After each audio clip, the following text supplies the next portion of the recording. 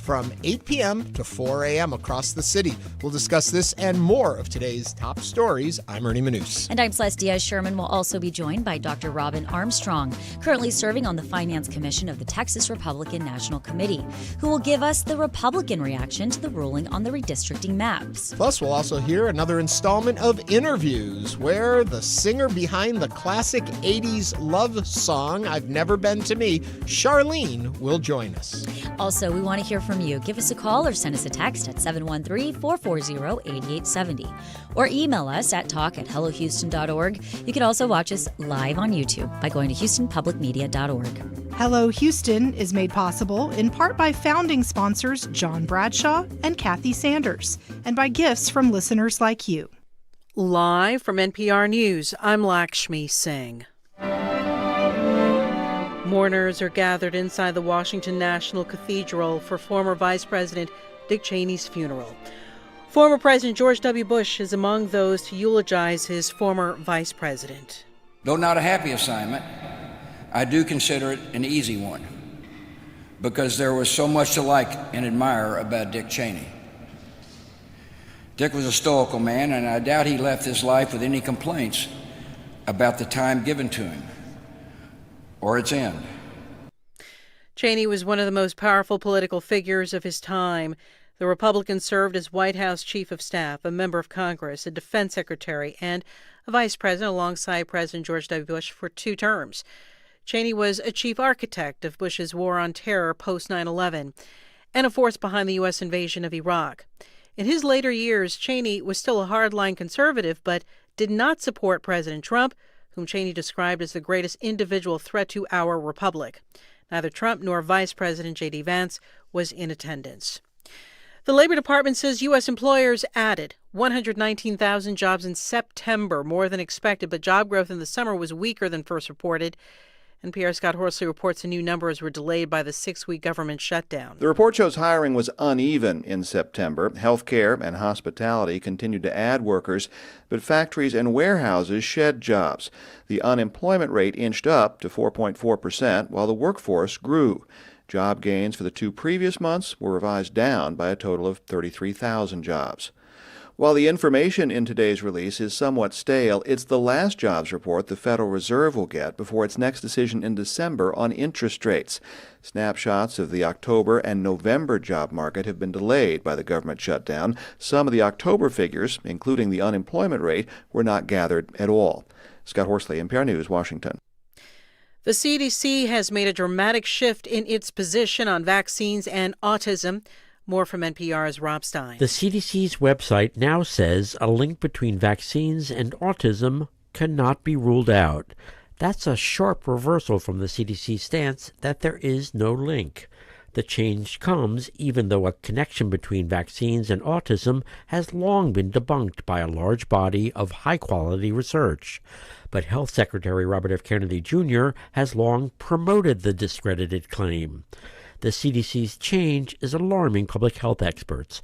They are already worried about a drop in childhood vaccination, which has led to a resurgence of dangerous childhood diseases like measles and whooping cough. Rob Stein, NPR News. The Dow is down 39 points. This is NPR News.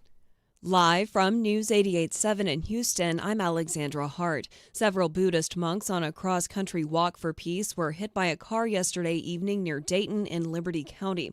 The incident happened around 6:15 along the shoulder of Highway 90. News 88.7's Michael Adkison is in Dayton right now. Michael, what's the latest? Alexandra, good morning. I'm here on US 90 near Dayton, where that tragic accident took place last night. These are the monks that we have reported on previously. They're on that walk for peace from Fort Worth to Washington, D.C. They stopped in Houston over the weekend, and they were making their way out of Houston just in the last couple of days, and were walking along US 90 eastbound on the shoulder when a car struck them. Some of the monks were injured. We have learned this morning one of the monks is still hospitalized. He's going to need surgery, according to spokespeople affiliated with this Walk for Peace, but they do say that he is in good condition. One spokesperson said in a video that that monk is smiling and giving thumbs ups to them. The rest of the monks that we've learned this morning are still going on their walk. Some of them were injured, but that they are in well enough condition to continue their walk for peace. They are still asking for prayers for their fellow monk who's still in the hospital. In Dayton, Michael Adkison, News 88.7. Galveston ISD said it won't change its stance on displaying Ten Commandment posters in classrooms. This comes 2 weeks after Texas Attorney General Ken Paxton sued the district for its decision not to display the posters. News 88.7's Juliana Washburn reports. Galveston ISD says it finds that Senate Bill 10 conflicts with long-standing federal law and existing interpretations of the Constitution. We are disappointed we must use district resources to defend this local decision against state action. The United States Court of Appeals for the Fifth Circuit plans to take up the subject in January. Until then, Galveston ISD says it'll continue to seek legal counsel and navigate next steps in light of other ongoing litigation. From the Galveston County Bureau, I'm Juliana Washburn, News 88.7. It's 78 degrees right now on the University of Houston campus. I'm Alexandra Hart, News 88.7. Support for NPR comes from NPR stations. Other contributors include Charles Schwab, offering investors choices like full-service wealth management, advice, investing, and trading on Thinkorswim. Learn more at schwab.com. And from the Doris Duke Foundation.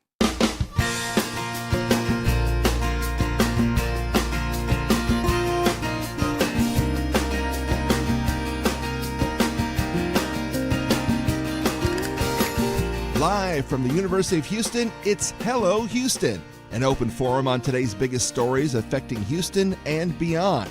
Call now, 713-440-8870, or let us know your thoughts on today's topics by emailing us at talk@hellohouston.org. Now here's your host for Hello Houston, Ernie Manouse, Celeste Diaz-Sherman, and Frank Billingsley. Welcome to Hello Houston. It is Thursday, November 20th. It is funny because going into it, the two of us were just chatting away and like all involved in a story we're going to be covering on the show. And all of a sudden we realized our mics were red. Our mics are red. Like, yes. Uh-oh, we're on the air. You may notice you're only hearing two voices, not the usual three. Frank has the day off today, but you still have Ernie and Celeste. Yes, but Frank is out in the community. Doing his thing, spreading the love of HPM. He's at a luncheon today representing. Yes. And so more power to you, Frank. Yes. And speaking of love, happy Transgender Day of Remembrance for those. Alex Garza just wrote that, so... Oh, yeah. Yeah. Alex Garza writes all the time. Where is she writing this? Over in our YouTube channel. You can join that. There is quite a community over there. We talk about them all the time, and they stay very active and very engaged with the show. So if you're watching the show and or listening to the show and you feel like you want to get involved with the community talking about it in a secondary channel, go over to our YouTube. There's a lot of fascinating conversation goes over. Just look for Hello Houston or just go to houstonpublicmedia.org and click the what? The purple box. Purple box. We used to say orange for a long time. Now it's a purple box, so don't get confused. And it's right there. And if you're tuning in your car or you're on your way to run errands, thanks for joining us today. It's going to be a great show. And happy Wicked Day. Okay. So Wicked opens tomorrow, but it's playing in all the theaters today. I don't understand this new way of movie opens on Friday. See it Thursday. I tell you what, the marketing that they have, the budget that they must have had for that movie. For the marketing alone. Yeah. It is incredible. I'm going to go see it tonight. Are you? Yeah, I'm curious. Are you taking your big bucket of popcorn, Ernie? Okay, so the big bucket of popcorny thing was something we bought last year where like you bought the bucket and then all year long you could refill it, but you had to pay to refill it. It wasn't like you bought the bucket, it was free refills. So this year we didn't fall into that scam. Okay. But I'll give you all a tip. If you're collecting points at certain movie chains and it entitles you to a free popcorn, it's always a small popcorn for, I don't know, 9,000 points or something. Uh-huh. Order it. Don't go for the large one that's like 13,000 or whatever points and pay $1 more and they'll upgrade you to the large. And the large is refillable. There you go. There's your saving money tip of the day. There you go. What else do we have coming up on the show, Ernie? We've got a lot on today's show. You know, it's interesting because the 2025 map is back in question. We heard on Tuesday that it got halted by the courts and said that it couldn't be used. Well, now it's on a fast track over to the Supreme Court. We're waiting to see what they're going to say about it. But what makes it important to us here in this very region who are hearing our voices right now, this is deciding where you vote, which district you're in, and who you're voting for. It's very much our story, even though it's leading the national news. So Yes. we're going to be talking about that coming up on the show. Very excited about that. And if you've got questions, please always feel free to email them or to text or call 713-440-8870 so you can get the answers to your most pressing questions. And I would almost say that this ruling, District 18, a lot of it, as we look at, and we know that Representative Sylvia Garcia of District 27, Al Green, 29, Al Green of District 19 or 9, one of those.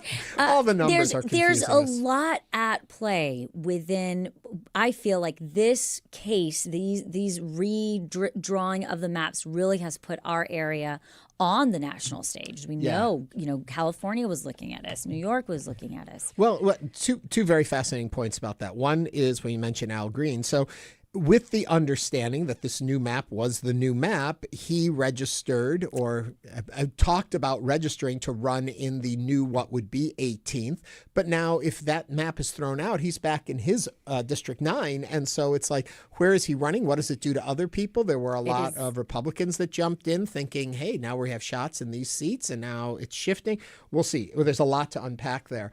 The other part of it that fascinates me is the fact that it was done to try and increase the number of Republican voices in the U.S. House of Representatives by 5. So California, as you mentioned, they said, all right, then we'll counter that. Well, they took it to a vote to their people and got this amendment to amend the maps approved.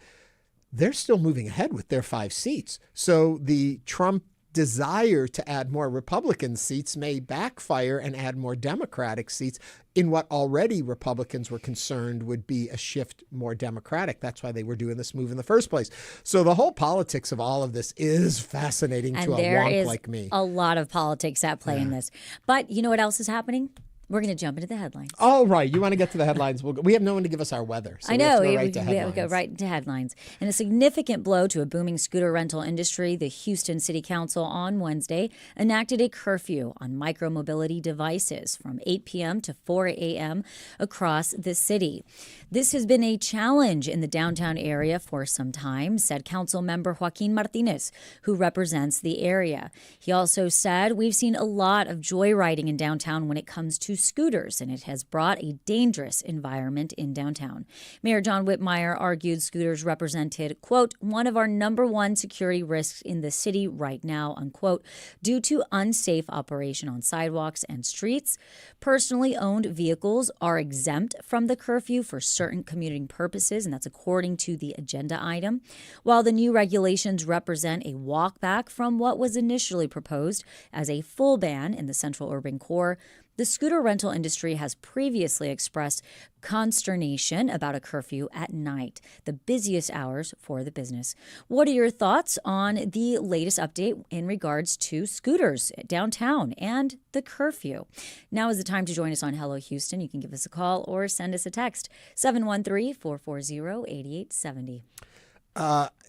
As someone who lives downtown in that area, I'm all for it. I know I'm sorry if it cripples the business of renters, but my partner works in orthopedic surgery, and the number of people that come in that have had accidents, broken wrists, ankles, all of that, it has definitely increased, and they can make a direct correlation to these being out there.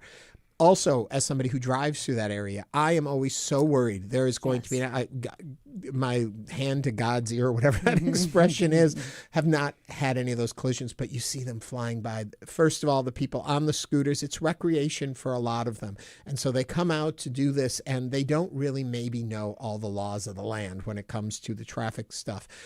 And there's nothing validating that before you can rent one of these scooters. And so it may not be intentional, and it may not even be reckless. It may be just lack of knowledge or blind sights and all of that. It's so dangerous. And at night when it's dark and people are ripping around downtown, I just think, and also when it gets into the weekends, there's probably a lot more people that have been enjoying Main Street bars and had a drink or two and rent a scooter. And I'm for it. Yeah. I mean, I understand the demand for a quick and cheap way to get around the city. And I think absolutely. I don't think this is impending on that from somebody needing to be somewhere if they use a scooter for their work or their job during the day. But I also see nothing wrong with city ordinances putting regulation and policy around making sure that people are safe at night. Also for pedestrians that are walking on the sidewalk all of a sudden. I mean, I don't live downtown, but I do spend time downtown, and I've been driving there. Same experience, Ernie, where you're driving, all of a sudden somebody zooms by, and they're usually not wearing a helmet. Right. Very rarely do I see them wearing helmets. They're not wearing helmets, and they're also not wearing any kind of, protective gear. And so I see no problem with wanting to keep people safe. And as you said, in the middle of the night, it's dark.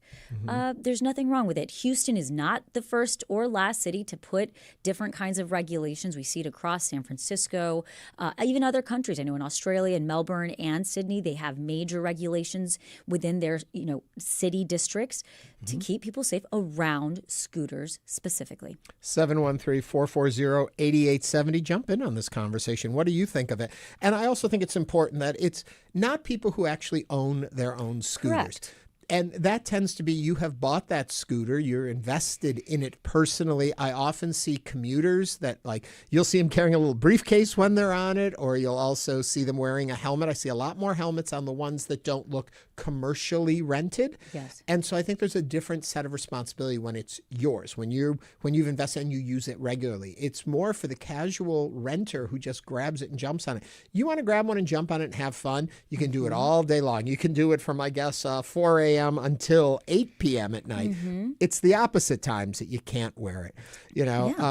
Mr. Uncle Walt writes, the scooters have been a boon for orthopedic surgeons, though. Oh, yeah, it's brought in a lot of money to their pockets because so many accidents happen. Yes. You got to be careful out there. Right. And we've seen here in Houston, we have had young people actually die from scooter accidents.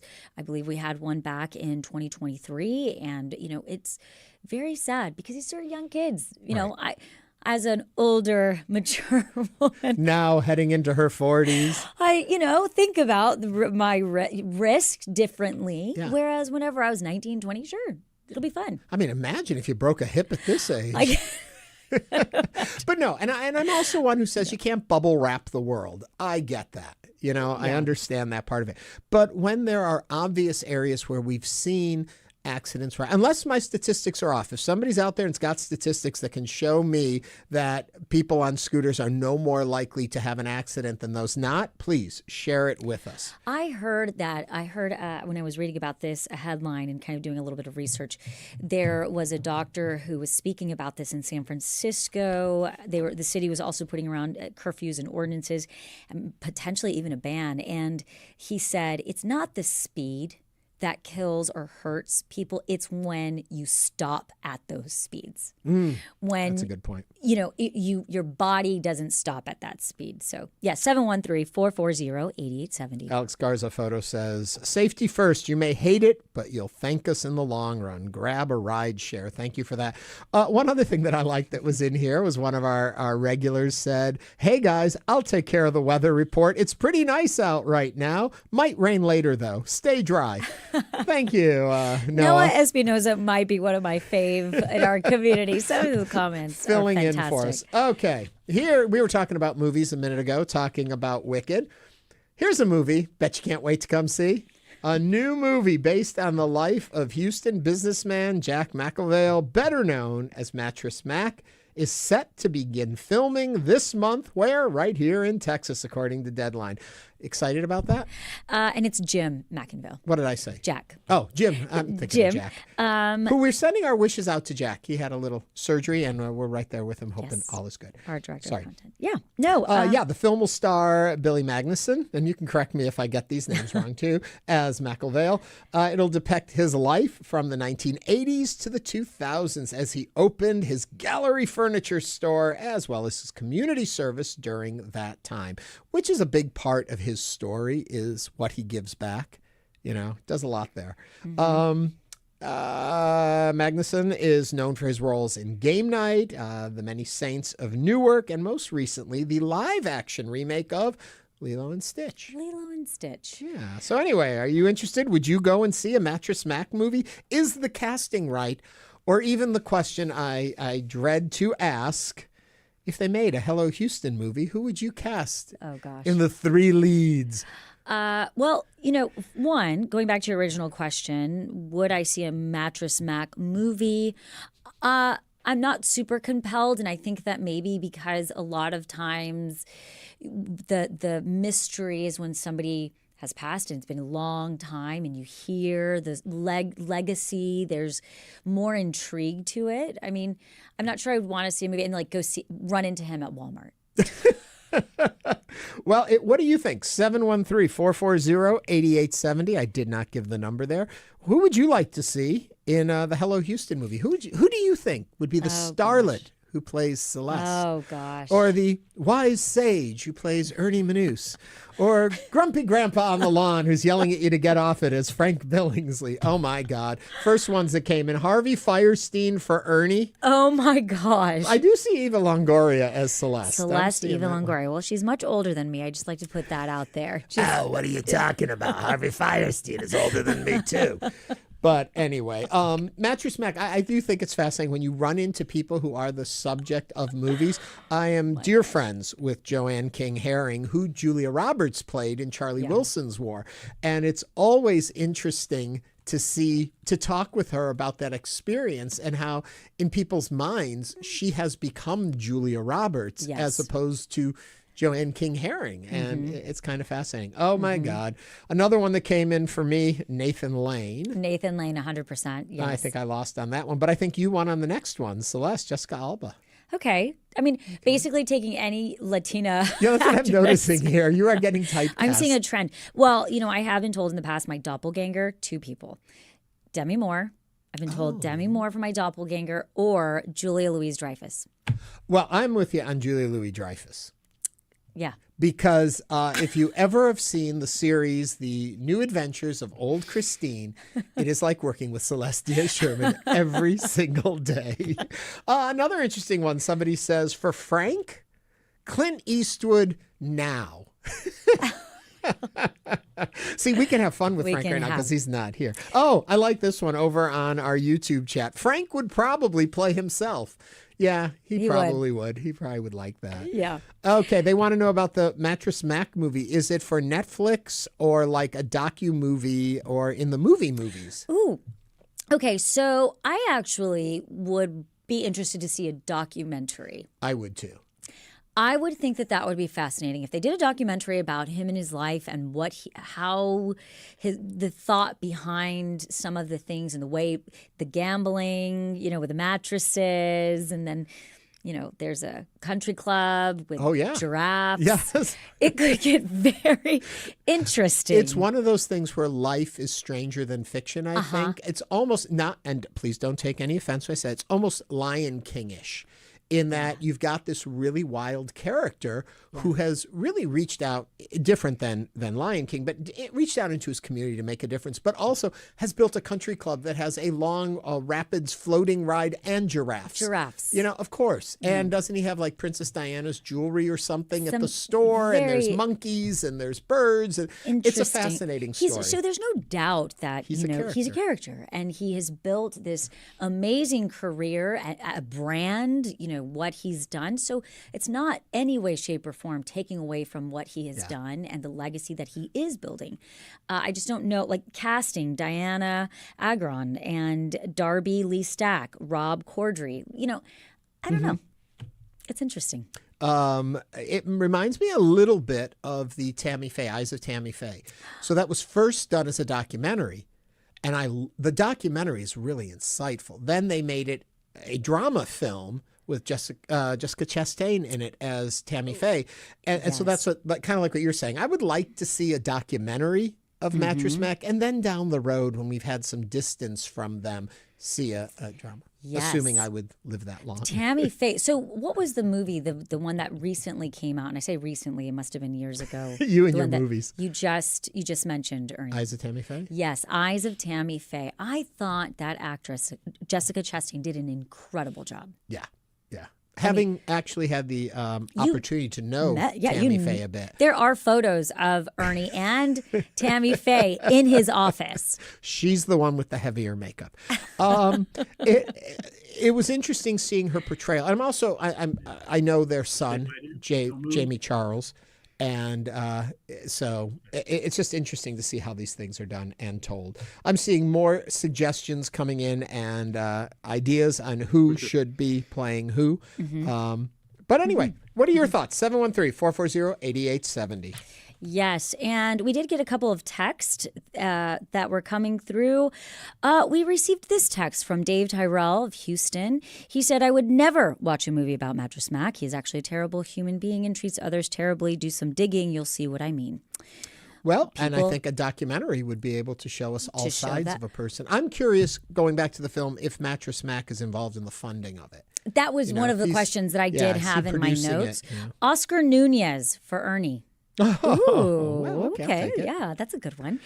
Frank is Nick Cage in The Weatherman.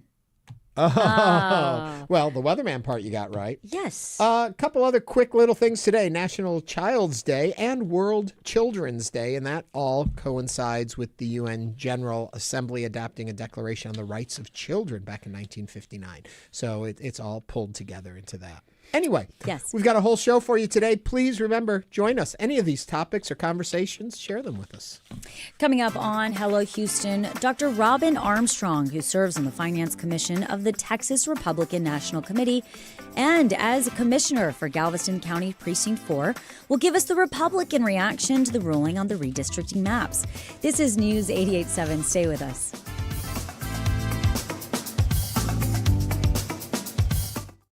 Hi, I'm Lenny Ambrose from St. Arnold Brewing Company, proud supporters of Houston Public Media. Right now, with your $60 donation, you can choose tickets to News and Brews. This member-exclusive event takes place February 17th. Enjoy a pint, connect with fellow NPR fans, and meet the Houston Public Media newsroom in person. Select News and Brews tickets when you donate at houstonpublicmedia.org/donate. When a typhoon hit rural Alaska, a public radio station sent out emergency warnings. The work that we do in terms of public safety communication literally does save lives. But this year, KYUK lost 70% of its funding. The level of responsibility that I feel coming on is massive. A station on the brink on the next Reveal. You can listen to Reveal coming up this Saturday at 2 p.m. Support comes from Houston Symphony, inviting you to celebrate the season with festive concerts at Jones Hall. From carols to family favorites, the Symphony has everything to make your holidays unforgettable. Details at houstonsymphony.org. Support for Houston Public Media comes from Metro. Introducing Metro Downtown Direct, helping riders get home for the holidays with non-stop service between downtown and Bush Intercontinental Airport. Details at ridemetro.org/500.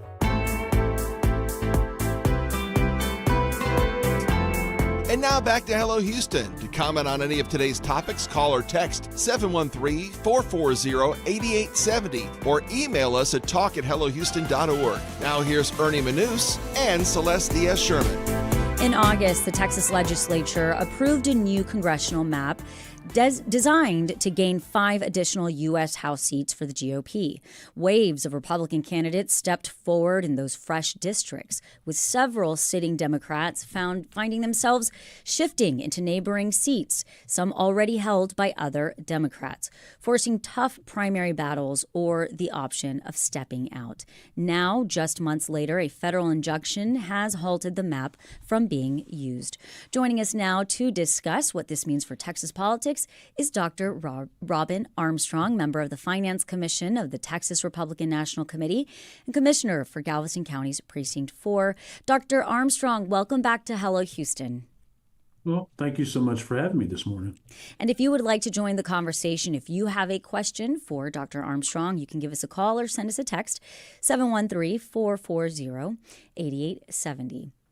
You know, Dr. Armstrong, the ruling was signed by Judge Jeffrey Brown, who was nominated by President Donald Trump. And he is ordering Texas to use its previous map that was drawn back in 2021 instead. Does this vindicate Democrats here in Texas? No, I don't think it does. And the reason it doesn't is because, I clearly disagree with Judge Brown's decision. He gave us a decision very similar to this on the initial case where he actually ruled against us. He did have some precedent, but wrote some inflammatory things in his initial opinion. But the federal Fifth Circuit Court of Appeals actually really chastised him for his ruling and actually for the opinions that he put in that initial ruling at the federal district court level when he first heard this case. And so I don't think that it does at all. And I just want everybody to remember as well that we did not actually start this. The basis upon which all this redistricting began, the fight initiated when the Biden Justice Department, the Democrat Party, actually sued Galveston County for redrawing our districts and drawing our precinct commissioners' districts. And so we were sued initially. So this all started with the Democrat Party, the Biden Justice Department suing us. We won that lawsuit at the federal Fifth Circuit, which then gave the state legislature and the state senate the opportunity to redraw these districts because coalition districts were thrown out. And so I want everybody to remember that. But I don't think that this decision actually vindicates the Democrats. I think there was a very scathing dissent that was written by the judge that was on the dissenting end of this. And I think that really kind of explains our position and explains where I think the Supreme Court's going to land when they get this case coming up in the next week or so. Well, I think it's important to note that Judge Brown wrote in his ruling, quote, "The public perception of this case is that it's about politics. To be sure, politics played a role in drawing the 2025 map, but it was much more than just politics. Substantial evidence shows that Texas racially gerrymandered the 2025 map." I mean, he's pretty clear there. For sure, yeah. Well, I presume he believes that. I don't doubt that he's clear and he believes that himself. But like I say, in the dissenting opinion, I don't know if you've had a chance to read that from Jerry Smith, I believe his name is. Mm-hmm. He actually wrote that actually he is not correct on the law. And what happened was, and we believe and hold very firmly that the racial gerrymandering has been taking place on the Democrat side of the aisle. I would say that those 2021 maps were racially gerrymandered, and so there's clearly a disagreement there. This was pure politics, and I think the legislature stated that many times. Chairman Hunter, who was chair of the redistricting committee on the House side, and Phil King on the Senate side, actually mentioned multiple times that this is political gerrymandering. Now, whether you like gerrymandering or not is one thing. It's been a part of our political process for a very long time. But political gerrymandering of these districts is perfectly liable, perfectly suitable, and perfectly legal. And I think that's what we see happened. It was a correction. You look at all the racial gerrymandering that occurs in Democrat states as well, and they've done this for the last 40 years, use the law to racially gerrymander. There's no Republican seats in Massachusetts. There's only 8 out of 52 in California. And so I think that other states have done this, particularly blue states have done this for many, many decades. And so we are sort of joining them in beginning to politically gerrymander our state as well. Let me ask you this, though. You talk about gerrymandering, and if you look at the 2025 map, the one that has currently been struck down until the next court case around it, do you feel it truly represents the voters of the state of Texas, regardless of politics, political play? Does it represent the will of the people of the state? And if not, how do we build a map that truly represents the voices of all Texans? So I'm going to start with your last question first. I don't know that in this political climate it's possible to build a map that as you say, that satisfies everyone and says this is truly representative of the people of the state of Texas. I don't know that that's possible in this political environment. Having said that, I believe that with the changes that we've seen in the valley, in the South, the Rio Grande Valley, I believe that what we see now is that there are a lot of Republicans, a lot of Mexicans, Americans, a lot of folks who would normally vote Democrat are actually starting to vote Republican more and more. So I think that certainly the 2025 map most closely reflects the voter trends and what's happening in the state of Texas now than do the 2021 maps for sure. And so, but like I say, I think this is a political battle that's going on, unfortunately. It is politics. Politics is very much involved. And so, I don't think that either side is going to be completely satisfied, with the results. But I think that in red states, they'll be done for in that political environment. In blue states, they'll be done in that political environment.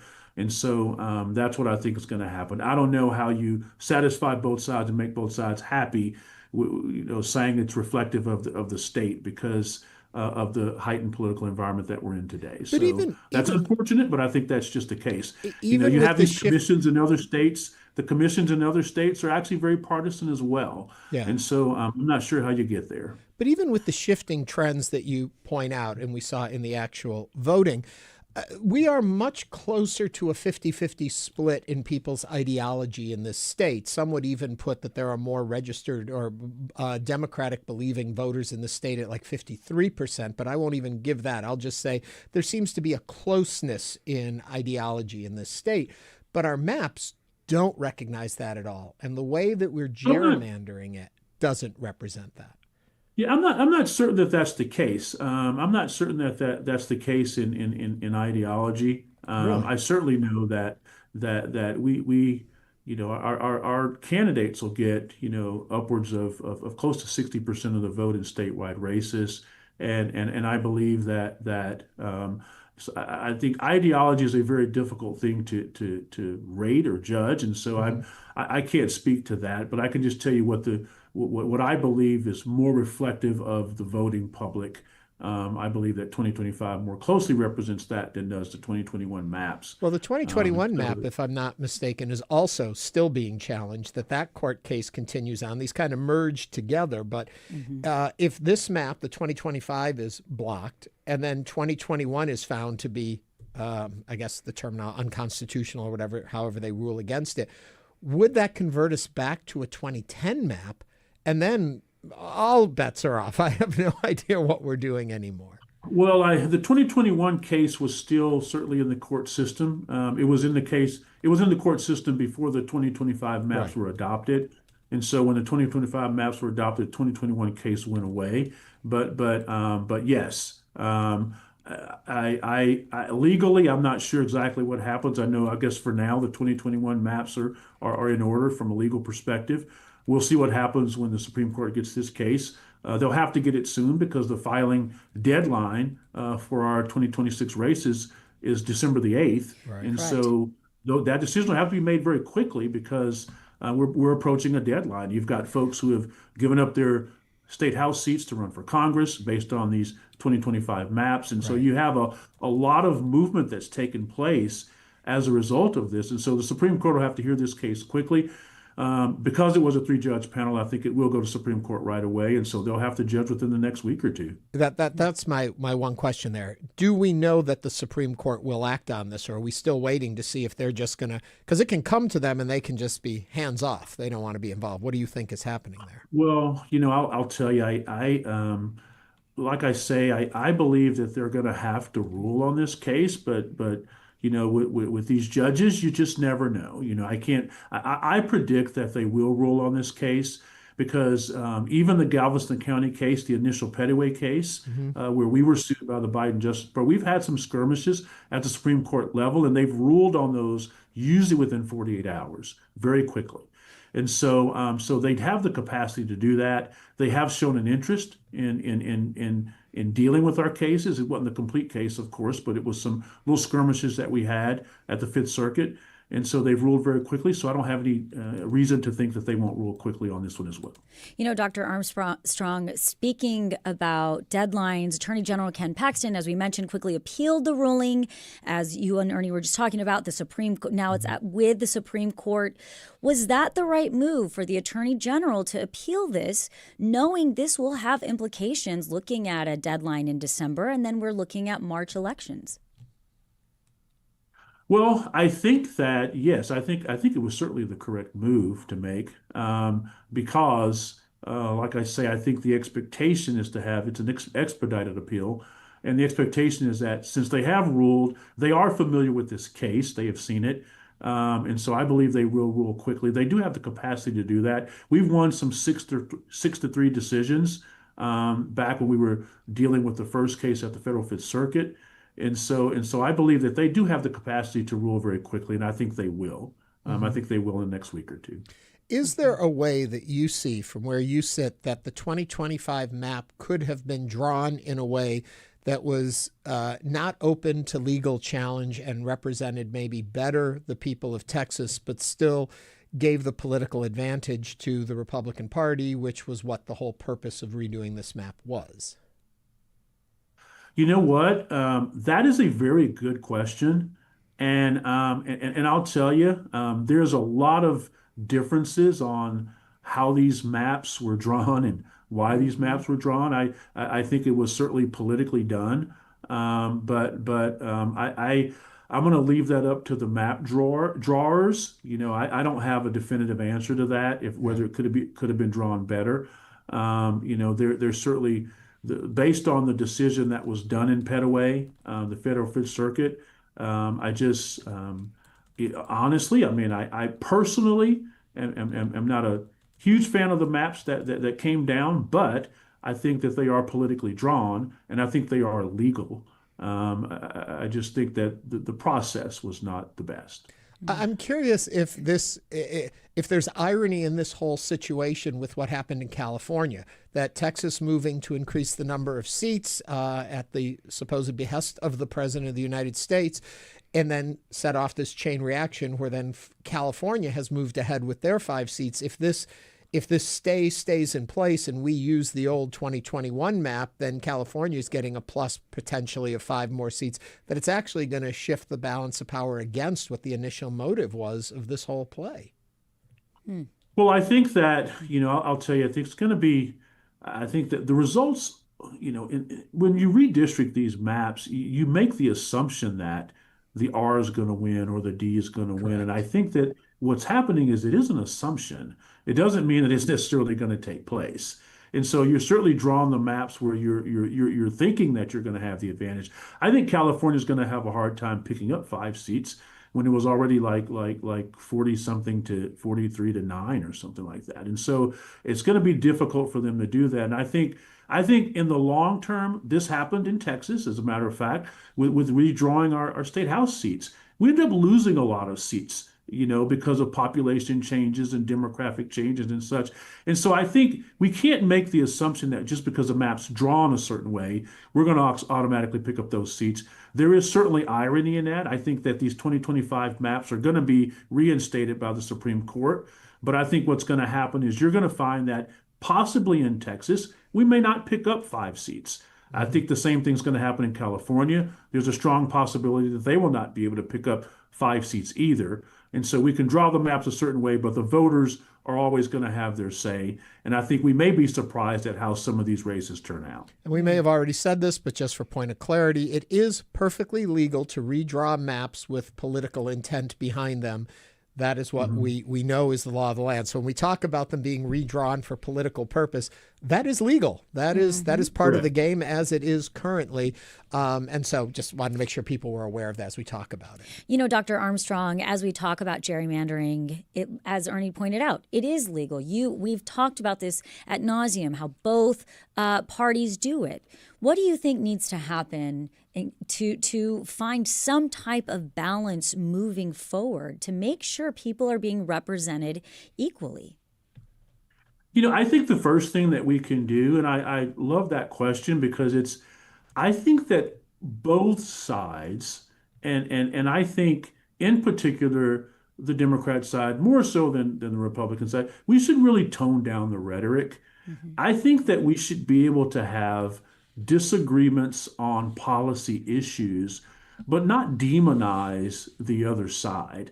I think when we come to that point, I think that then we can have conversations to say, so what is fair representation and what looks like it's going to represent both sides equally, and not equally, but fairly. And I think those conversations really can't take place when you have sort of the demonization of Republicans, demonization of Democrats, and then there's just so much distrust that you just try to do whatever you can to get the partisan advantage.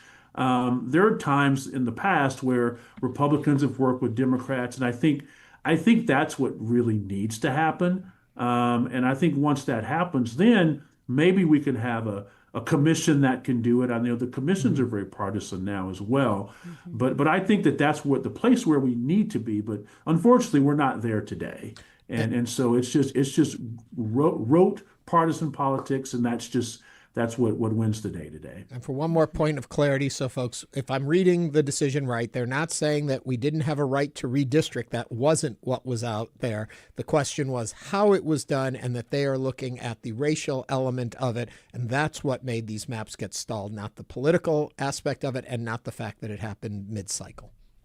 Correct.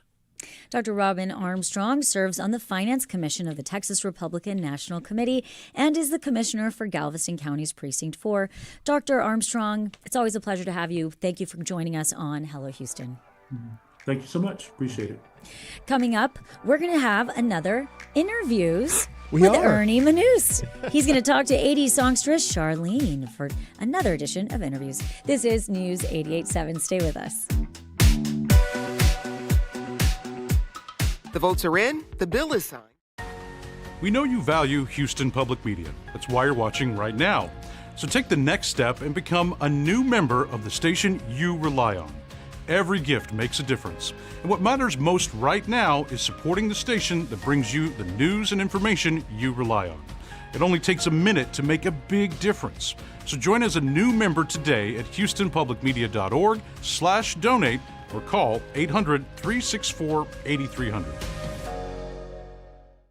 Galveston's historic streets come alive once again with special events, entertainment, and holiday cheer. December 5th through the 7th. TickensOnTheStrand.org. Support comes from GenPro, a Houston-based home generator service providing power to homes during unexpected outages. More information at genpro.com or by calling 713-597-3521.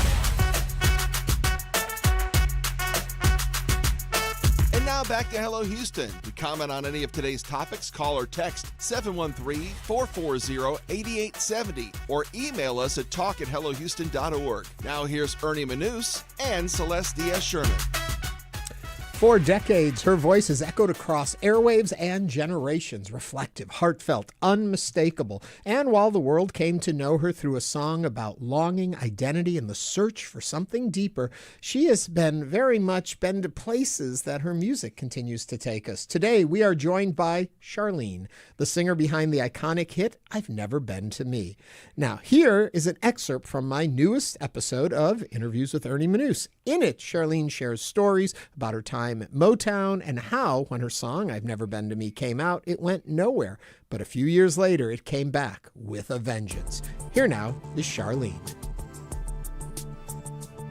Do you ever get tired of that song? Never. Really? Never. I love that song. I had such a relationship with that song when I first heard it, because I used to be at the Motown offices where all the big celebrities, all the big, like the Four Tops and Stevie Wonder, Michael Jackson, all these people would come and congregate in the office before things got really huge. Yeah. Michael just got signed, so he wasn't the the icon that he turned out to be. But being being in that whole setting with those people and that song, I was doing demos for everybody. I did One Day in Your Life for Michael. That was going to be my song, but then he got it. I was like, oh, thank you very much. And then the Four Tops, and then the Temptations producer wrote a song called At the Airport, and I don't remember it, but it was so incredible. Mm-hmm. And then I worked with Bob Gaudio with the Four Seasons, and he did a song of me called Shake a Hand. And that ended up on one of my albums, which was really fun. Yeah. It was a fun song. I'm going to take you into the Motown years in a bit, just to help people understand. When I've Never Been to Me was at the peak of its life. How big a song are we talking here? Oh, it was massive. It was on the radio all the time. It was like if they played it all the time. They played it all, and I was like, because see, I was in England when it hit, and I was so far away from what was going on in America. I was like, I was there. I just got married, and I had loved the song 7 years before because that's when I recorded it. People go, "What?" Yeah. They go, "Really?" Yeah, I did it a long I time heard ago. some number of actual singles you were selling a day at like 66,000? Yes, that's it. That's insane. It was crazy. Yeah. It was crazy. Well, the thing is, the song was so big and I was so oblivious in England. Like, I didn't know what was going on. My mom called me and said, Charlene, somebody from Motown's calling you. And I said, but I've been away from that label for a long time. And she said, they want to talk to you. And I said, okay, what if they want money? Or what if they're going to give me money? Anyway, no, I didn't even think that. I was like, what do they want? So I said, okay, have them call me. And so about a week later, I got the call from Jay Lasker, who was the president of Motown at the time. Berry Gordy was the chairman of the board. Jay Lasker was the president. Okay. So I ran downstairs, got the phone. Hello. He goes, Charlene, this is Jay Lasker at Motown. I said, hi. I said, what's going on? He goes, you're in London. I said, yeah, I just got married and it's really cool and it's beautiful here. And he goes, well, honey, you know what? You're on the charts. I'm in the hootie, whatty, hootie. The what? I'm going. I was like, I thought he was joking. I said, this has got to be a joke, right? This is not very nice. You can't do that to an artist, somebody who loved the song so much and it bombed. Yeah. I was like, wow. And I said, okay. He goes, you're number 30 with a double bullet. We had Cashbox, Billboard, the 100, Billboard, Cashbox, and a couple other magazines that really follow the charts heavily. And it blew my mind. I couldn't believe it. And I'm going to help you tell the story of how this all came to be, but I want to go back to the very beginning now. Who were you as a child? Oh God, I was really kind of, when I was a baby, I was in a coma for a month. I had spinal meningitis, and they were telling my parents, get ready to bury her. She's not going to live through this. It was so bad. I was so ill. I was in a coma for a month. Wow. With the things eating through intravenous and all that kind of stuff. What age are we talking? 18 months. I was very young. Yeah. I was very young. But then when I came out of it, I didn't know my parents. I didn't know anybody. My family was just these people to me. And I don't know how long I was in that state of not knowing anybody. My sister told me that it was quite a while. And Mom used to cry. She used to cry because she'd say, my baby, she doesn't even know who I am anymore. She doesn't know me. And it took a while for me to do that. And after that, I would put records on in my bedroom, the 45s, and I would crank a thing and turn the vocals off so I could just hear the tracks. And I loved it. I was young. I was so young. I was about 10 years old. And so I would do that. So I loved music right out of the gate. I loved music. all the time. So I would turn the vocals off and hear the music and just hear all the instruments, and it was just fantastic. And I remember going to the merry-go-round and seeing the drum hitting the thing. Dun, dun, dun. I was captivated by this drum. That was so cool. And I ended up by playing the drums when I got older. Yeah. Well, tell me, you're attracted to the music. When do you realize you have the voice you have? I got married very young, 16 years old, and my ex-husband was a musician, and we used to go to little parties, and he used to play. I'd sing Joni Mitchell stuff. My voice was very high and lilting voice, and people would go, "God, you're really good." I'm like, "Really? No, I'm not. I don't sing. I'm just goofing around." So, a lady approached me and said, "Charlene, I really love your voice, and I'm dating Barry Gordy, and I'm Sam, what's his name? Sammy Davis Jr.'s right-hand person." And she says, "Can you send me a copy of that song that you guys did?" And I said, "Yeah, we were in like a little rinky-dink studio where I did that song." And I said, "Okay, I'll send it to you." And so I mailed it off to her, a cassette, and I got a call from her, and she said, "Charlene, do you know who Barry Gordy is?" And I said, does he know Diana Ross?" Oh, he knows her. He knows that because I loved her.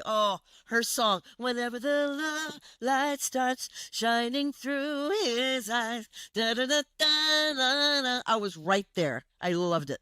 So I wondered if he knew Diana Ross. And she goes, "He wants to meet you, Charlene." And at the time, he was doing a movie with Diana called Lady Sings the Blues. Right. Which, oh God, what a movie. So I was like, okay. And I was a farm girl. I lived on a farm. I had horses. I had boots with probably horse poop in the heel, and I was just down home country girl, And so I said, "Okay." She says, "But tell Larry he can stay home, but we want you to come because he wants to meet you." I'm like, "Oh, uh-oh." So Larry being your husband. Yes, that's not gonna go well. No. So anyway, so I showed up at the commissary, Warner Brothers, because that's where they were filming Lady Sings the Blues, and they were all sitting around a big table. Diana, Barry Gordy, Barry Dillard, who was a big person at Warner Brothers, and I'm walking in, this girl with the overalls and cowboy boots, and I'm like, if these people all dressed beautifully, and I walk in like a little farm girl, but that's what I was. But no disrespect, but you don't seem like the kind of artist Motown was looking for. You got that right. So you got that what right. do you think there was in the quality of your voice, in your sound, or maybe even in your expression that made you stand out to someone like Barry Gordy? Well, Barry Gordy really liked me a lot. I had heard that he liked Charlene. He used to take me in his Rolls Royce with the top down, and I would play, because I played guitar too. I'd play guitar in the front seat, and he'd be driving, and we'd drive through Sunset Boulevard, and people were looking at this beautiful Corniche Rolls Royce, and I'm like, "Oh my God." So he liked me for that, but my voice was very, very soft and very young and very high, very high voice. Like right now, my voice is deeper, but it was very high voice. And I used to do all the Joni Mitchell songs. And that was, I think that's what really attracted him to me. And he would hold these parties with all the people, Sidney Poitier, Michael Jackson, Stevie Wonder, the Four Tops, and I would sit on the floor, and they would all be sitting around me, and I'd be doing, "Yesterday, a child came out to wonder," do the Joni Mitchell stuff, and they loved it. Barry loved it. Ernie in conversation with legendary recording artist Charlene. The full interview is available on our Houston Public Media YouTube channel. Just look for InnerVIEWS with Ernie Manouse, Charlene. Coming up on the second hour of Hello Houston, Houston Public Media reporter Michael Adkison will join us as he follows along on with a group of monks who are currently on a peace walk across the nation. We will be back after this break. This is News 88.7.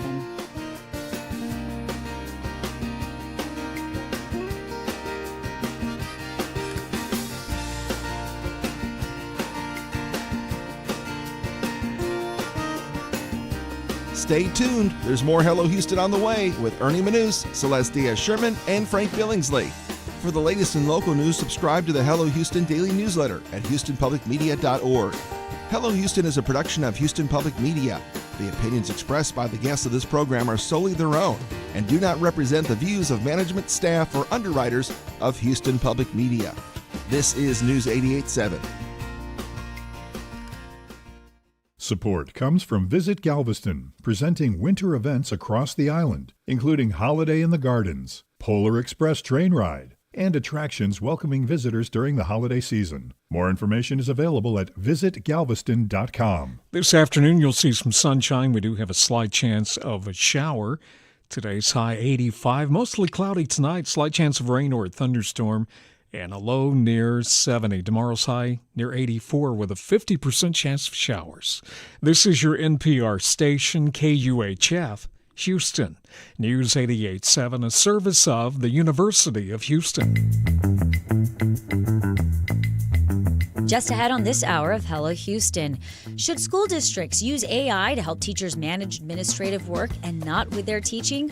We'll discuss this and more as we continue diving into today's top stories. I'm Celeste Diaz-Sherman. And I'm Ernie Manouse. We'll also be joined by immigration attorney Charles Foster, discussing the DOJ's decision to fire certain immigration judges and how that is impacting U.S. immigration. Plus, we'll also share a rundown of the things that are currently taking over all of our free time for our regular Thursday feature, Current Obsessions. And we want to hear yours, so give us a call or text 713-440-8870 or email us at talk@hellohouston.org. Remember, you can also watch us live on YouTube. Just go to houstonpublicmedia.org. Hello Houston is made possible in part by founding sponsors John Bradshaw and Kathy Sanders, and by gifts from listeners like you. Live from NPR News, I'm Lakshmi Singh. Former Vice President Dick Cheney's funeral is underway at the Washington National Cathedral. Some view Cheney as a polarizing political figure, including as a chief architect of the Iraq War post 9/11. But his daughter, former Congresswoman Liz Cheney, remembered him as a Republican lion who put country over party. For him, a choice between defense of the Constitution and defense of your political party was no choice at all. The late vice president became a fierce critic of President Trump's leadership, as was his daughter, former Representative Cheney, who was among the Republicans in Congress who said Trump should be held to account for his role in the January 6th insurrection at the U.S. Capitol. Europe's top diplomat says, to her knowledge, no one from the European Union was involved in the development of the latest reported Russia-Ukraine peace proposal drafted by the United States.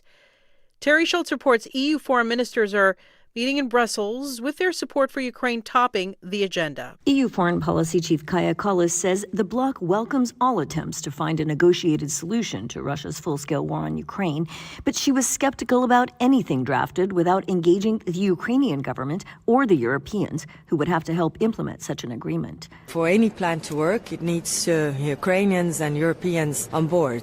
Also, we have to understand that in this war, there is one aggressor and one victim. We haven't heard of any concessions on the Russian side. Polish Foreign Minister Radek Sikorski echoed concerns about the contents of the proposal, saying he hopes Ukraine would not be restricted in its ability to defend itself. For NPR News, I'm Terry Schultz in Brussels.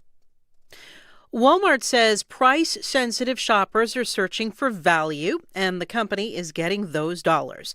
The retail giant is raising its financial forecast for the year. NPR's Alina Selyukh has details. Walmart has drawn more higher-income shoppers over the past year and continued to do so in the latest quarter. Executives say they're seeing lower-income shoppers pull back a bit more, while middle-income spending is steady. Overall, Walmart sales grew 4.5% between August and October, with the holiday season described as off to a strong start. Executives say the company has had to raise some prices because of tariffs, especially on electronics, but generally the impact has been less than many expected.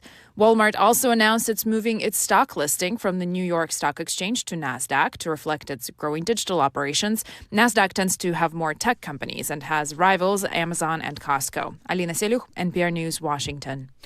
U.S. stocks are trading lower this hour, with the Dow Jones Industrial Average now down more than 200 points, or roughly 0.5% at 45,917. This is NPR News. Live from News 88.7 in Houston, I'm Alexandra Hart. Governor Greg Abbott is now calling on the Department of Public Safety to investigate possible criminal activity into both the Muslim Brotherhood and the Council on American Islamic Relations. He declared both groups terrorist organizations earlier this week. The Council on American Islamic Relations has disputed the allegation and says it might take legal action. The Port of Galveston recently debuted its newest cruise terminal, the fourth one at the port. News 88.7's Juliana Washburn tells us more about what the new terminal looks like.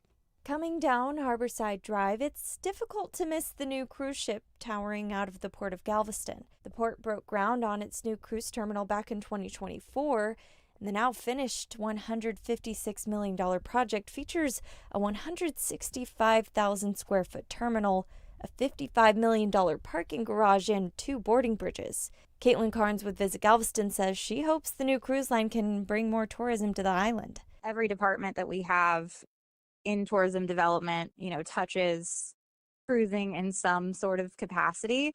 And we're just always looking for ways to make Galveston a place where people don't just come to get on a ship, but get to experience. The Norwegian Viva will sail seasonally from the terminal starting in December. From the Galveston County Bureau, I'm Juliana Washburn, News 88.7. The U.S. Attorney for the Southern District of Texas, Nicholas Ganji, had his Senate confirmation hearing Wednesday for a federal judgeship. Ganji is President Trump's first judicial appointment to the Southern District of Texas in his second term. It's a critical moment for the district, according to University of Richmond law professor Carl Tobias. The Southern District of Texas is in a peculiarly unfortunate position right now just because it has huge dockets and 5 vacancies. That's more vacancies than any other U.S. judicial district. Tobias says Texas Senators John Cornyn and Ted Cruz are aiming to get another 4 recommendations for judgeships to the president to get them confirmed before next year's midterm elections. I'm Alexandra Hart, News 88.7. Support for NPR comes from NPR stations. Other contributors include Imaginable Futures, envisioning a future where learning sparks opportunity and thriving belongs to everyone. Learn more at imaginablefutures.com. And the listeners who support this NPR station.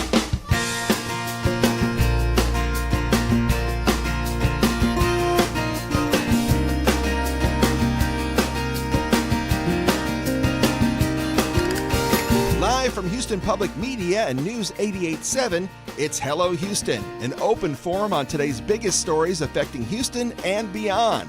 Call now, 713-440-8870, or let us know your thoughts on today's topics by emailing us at talk@hellohouston.org. And now, Hello Houston with Ernie Manouse, Celeste Diaz-Sherman, and Frank Billingsley. We are back again in our second hour. We wrapped that first hour with Charlene.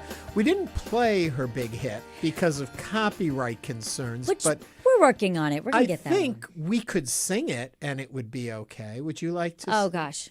Ernie, go for it. Sing it. No, I will not, but it goes, I've been to paradise, but I've never been to me. There, let's see if they hit us for copyright infringement on So that. if people don't know this, Ernie does very good impersonations. No, I don't. Yes, you do. Ernie does the best impersonations. Yes. We'll leave it at that. We will leave it at that. We have a lot coming up on today's show. We were also talking about the redistricting maps, and in the course of the conversation, I did say I referred to it in asking about Trump's request of reworking the map perhaps I said Trump's request supposedly asked the governor.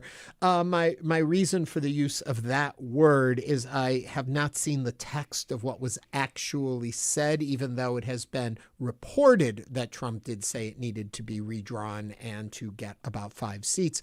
But without the text in front of me, I didn't want to say exactly that, and I didn't want to put our guests and the position of us having a back and forth about what exactly was Trump's edict to the governor of the state. So just that there is thought in sometimes how I may word something gentle, because I want to make sure we get to the actual point of the question and not get caught up in a, no, that's not exactly what he meant, what he said, I didn't want to go there. So just so you understand the method behind my madness. There you go.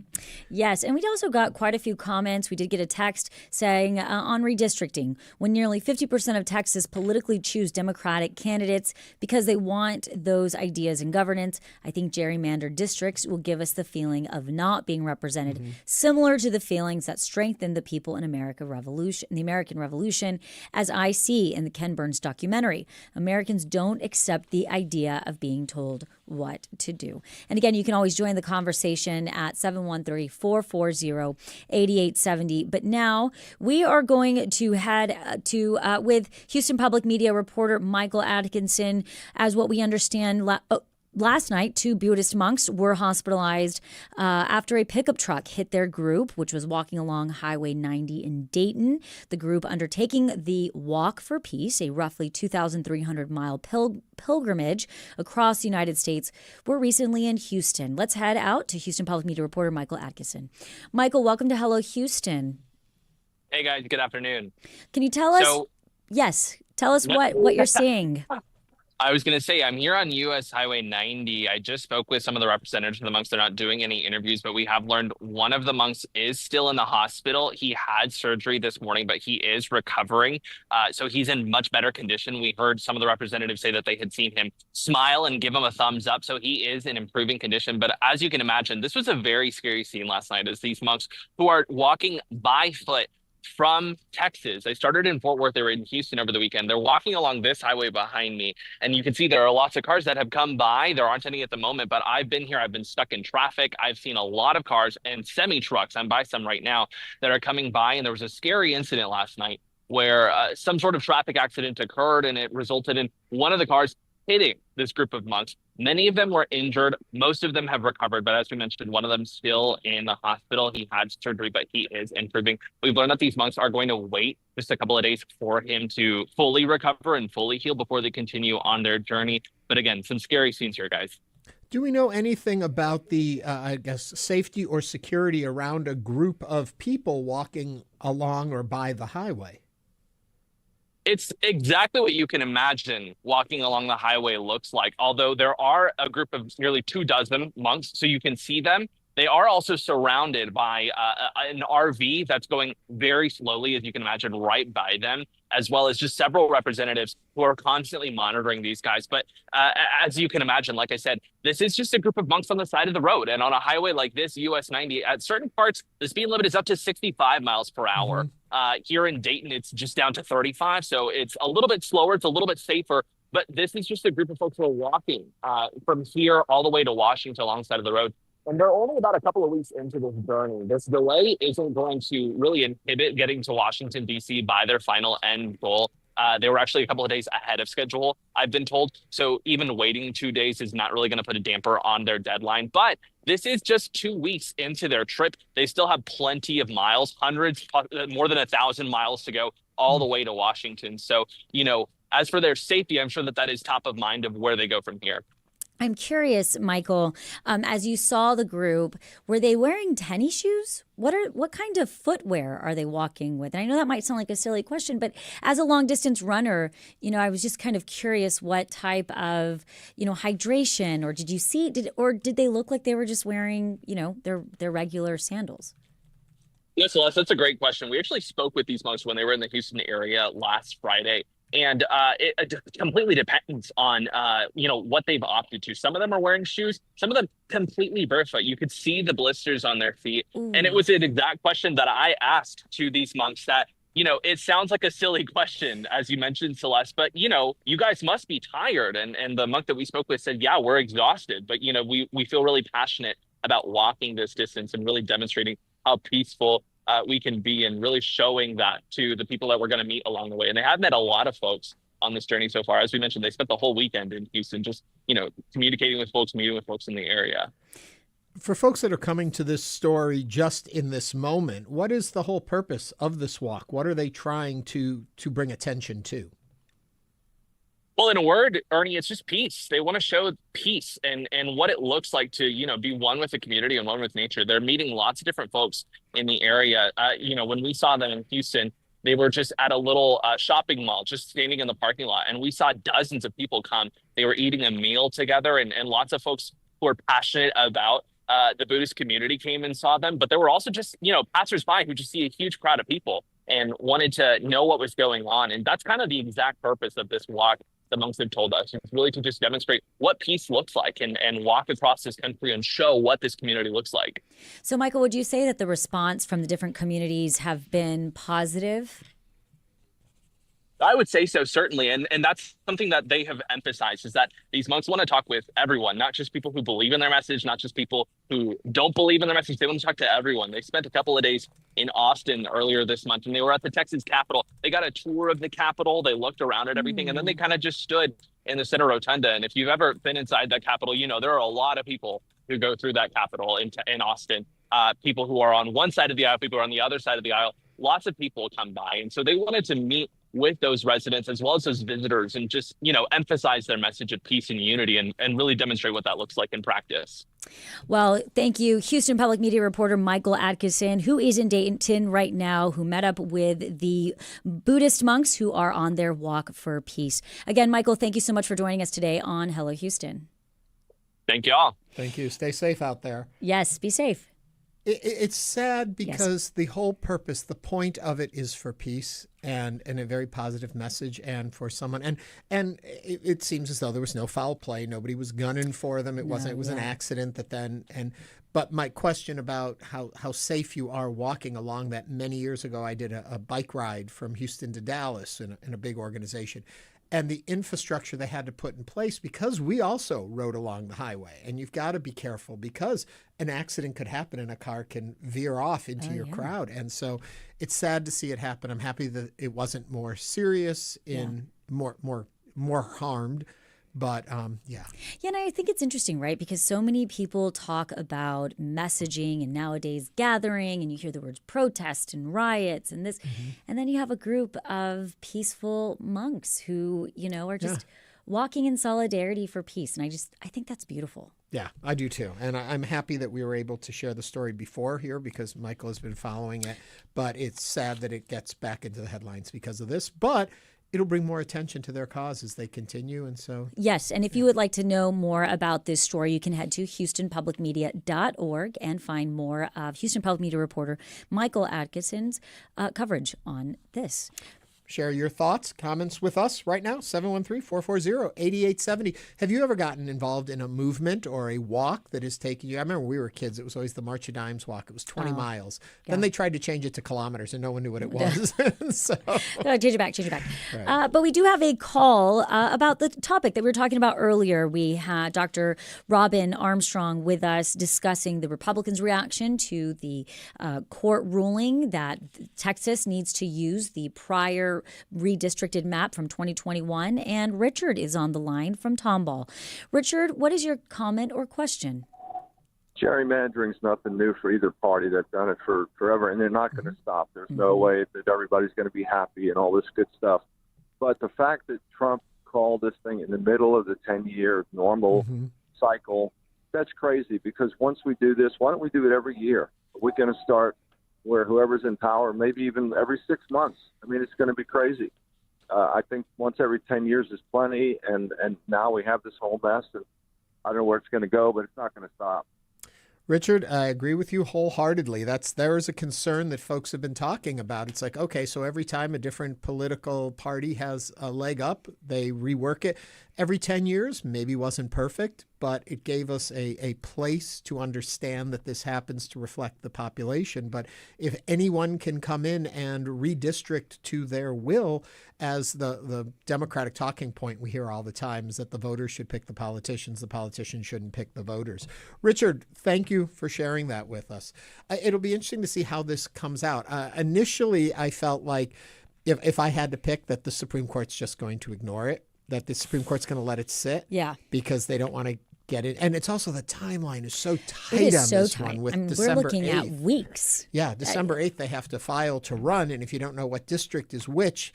Now, granted, I'm sure they could do something in the state level and change deadline dates and all that. Things always can be played with, but it'll be an interesting story. It can be gerrymandered. I agree in that. We also, it goes equally for any political party. If a Democratic elected officials, decided to come in and say, we're going to start gerrymandering, people would be just equally as upset. And you don't want to set that precedent.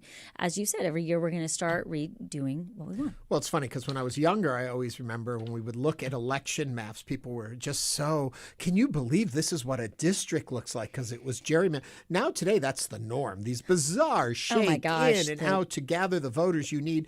To go back to what we were saying at the end of the Armstrong interview also is the fact that it is legal to gerrymander for political concern. Yeah. It's the issue comes in when it's done over racial concerns, when you are silencing a voice or pushing out a voice or limiting their representation.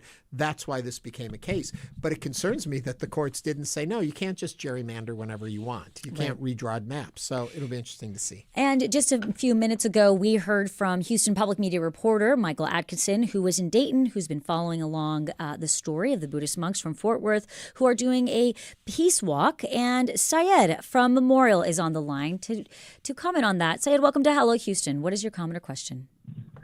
Hi. First of all, peace to everybody, and including for the monks for doing this. I just wanted to point out that there are two walks that happen on a yearly basis.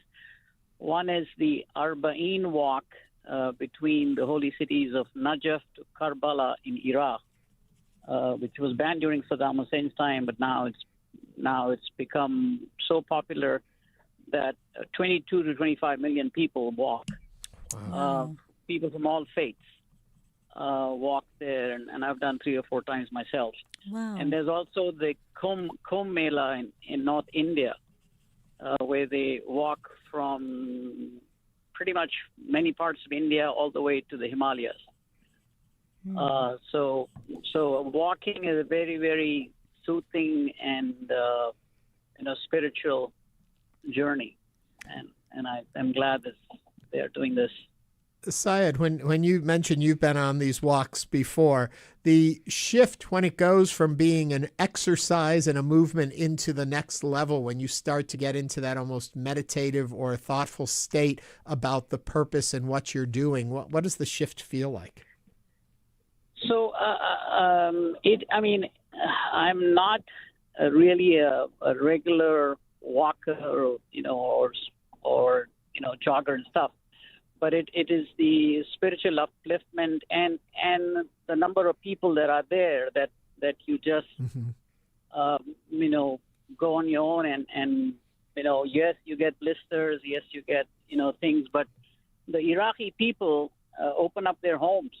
And you don't need to, people have made facilities for Western toilets now. They've made facilities for people to sleep, and food is distributed, free of charge. So everything is done by the local people and people from all over the world.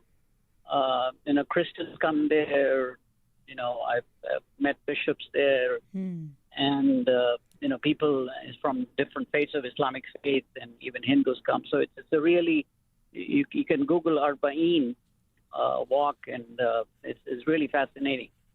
Thank you for sharing that. Yeah, I know we're both sitting here listening. Yes, that is so interesting. And again, I think it is one of those things where sometimes we think that we have to be really loud to send a message. Mm-hmm. And this is just another example of how sometimes you can incite peace by being peaceful. Yeah. You can get your message across. We did receive an email about Ernie's interview. About Charlene. This person, hi in Montrose, said, when I heard this on the radio in the early 80s, I was in the 4th grade. Yes, you heard it right. Anyway, if one reads between the lines of the lyric, was this song about a woman trapped by the mundane life of 1970s suburbia and wanted to explore her fantasy? Sounds like something from those Harley Quinn novels. You know, I would almost flip it and say, if you really listen to the lyrics, she's done all of this. She sipped champagne on a yacht. She'd been to Monte Carlo. We're talking about I've never been to me. But the chorus being, I've been to paradise, but I've never been to me, about self-discovering of who we truly are. But boy, oh boy, in the 80s, those housewives that I knew, they owned this song. This was their anthem to live that wild life that they had gotten on. I do think there is something, as somebody who's very retrospective right now, doing a little introspection, I do think there is something to think about, you know, when you have all of these things, or nowadays people travel like nothing, you know, you go and you do things. Nowadays people take their children across the world like if it's nothing. And so you start to question, like, you know what? Who am I? What do I really value, and what do I want? It didn't fully come out in the snippet of the interview you got to hear here, but so I recommend you go and find the Charlene interview. I think we're going to have to play the Charlene song in our current obsessions before we're done. But what I always want to say to wrap that is that she had a very difficult life. She was in an abusive relationship, and that music was her escape. And when you hear the story of where she was in her life when she recorded the song, that longingness that you hear in there, you come to really understand what she was going through. But anyway, that's our Charlene. Go watch it. The whole thing's out there. Look on our YouTube channel. Yes, InnerVIEWS. Charlene. Coming up on Hello Houston, we'll talk with immigration attorney Charles Foster about the DOJ's decision to fire certain immigration judges. This is News 88.7.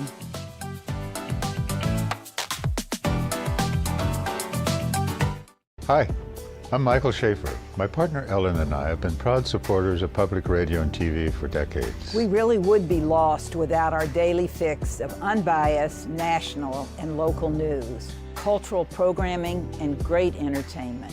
But with recent federal defunding, stations like Houston Public Media face real challenges. Now's the time to step up. Give now at houstonpublicmedia.org. Thank you. Platforms. Can't get enough PBS programming? PBS Passport is an added member benefit that offers exclusive streaming access to many of your favorite programs on the PBS app. Whether you're an NPR listener, a PBS watcher, or both, your ongoing donations of at least $5 per month qualify for PBS Passport. Make your gift now to start watching at houstonpublicmedia.org/donate. On the next Science Friday, 5 years ago, Google released its Nobel Prize-winning program, AlphaFold, which solved one of the hardest problems in biology. How has it changed science, and what's next? Maybe we made the field of structural biology 5 or 10% faster as a whole, which is really extraordinary when you think about how much work is done, but there's still a lot left to be done. That's on Science Friday from WNYC Studios. It's on tomorrow starting at 1 p.m. Support comes from the Clarion at Brazosport College, presenting jazz clarinetist Anat Cohen with Corticino, November 21st at 7:30 p.m. Tickets and more information at brazosport.edu/Clarion. Support comes from GenPro, a Houston-based home generator service providing power to homes during unexpected outages. More information at genpro.com or by calling 713-597-3521.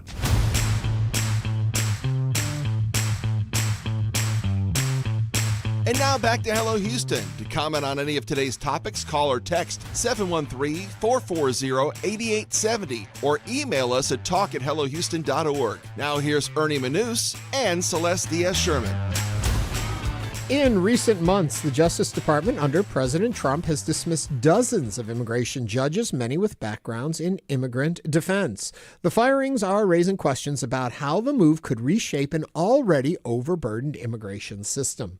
To discuss what's driving the shakeup, what it means for immigrants waiting years for their hearings, and how the administration is defending its decisions, we're joined by immigration attorney Charles Foster, chairman of Foster LLP. Charles, welcome back to Hello Houston. Thank you, Ernie. It's always good to be with y'all. Always good to have you here. If folks have questions, comments, thoughts that they would like to share with Charles, give us a call or text 713-440-8870. I guess to start off this conversation, it would be, first of all, let's get an understanding of just how overburdened the system already is currently before all of these activities started happening. It has been, and it's getting worse.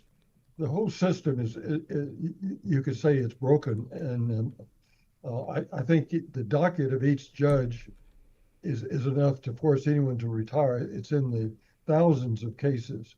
And of course, in recent years, it's getting bigger. And I think there's been no real change in that. And so the docket gets longer and longer. As a result of that, it's not unusual if you have what we call a non-detained case, to have the court hearings 5, 6, 7 years out. Wow. And I don't think that's good for anyone. It's certainly not good for the administration of immigration law, justice. There are actually individuals in immigration court proceedings who want to have their court hearing because they feel like they have a strong discretionary relief that can only be provided through the immigration court. So it has been, and it's gotten worse. It's a rather dismal situation. Yeah. You know, Charles, but something that sticks out to me, obviously, besides of the impacts that this will have on the system, but the lack of real explanation. I mean, many of the judges were essentially fired without a full cause of explanation and reasons for their dismissals. It also just, it happens to be that when you start looking at these dismissals, there's a trend that these were, you know, immigration cases, that they were often dealing with these type cases. Where does that leave judges? Well, I think what it means for the, I think it's just a terrible situation. It's almost hard to apply the word justice. I think it's sending a signal to the core of experienced immigration judges that they're no longer neutral arbiters between, you've always had two sides. You've had the alien, the foreign national, who's in proceedings, who's there to present whatever discretionary relief they may have. And then on the other side, you have a government attorney, an ICE attorney. And in theory, the judge is neutral in between. But I think this administration, certainly more than any prior administration, has an opinion that judges are there to carry out administrative policies, meaning the policy is mass deportation. And if the common denominator of the judges that were fired without any reasons had to be the fact that many of those had been appointed to begin with because they were experienced immigration attorneys and they had represented immigrants in deportation proceedings. And I think they were viewed with suspicion.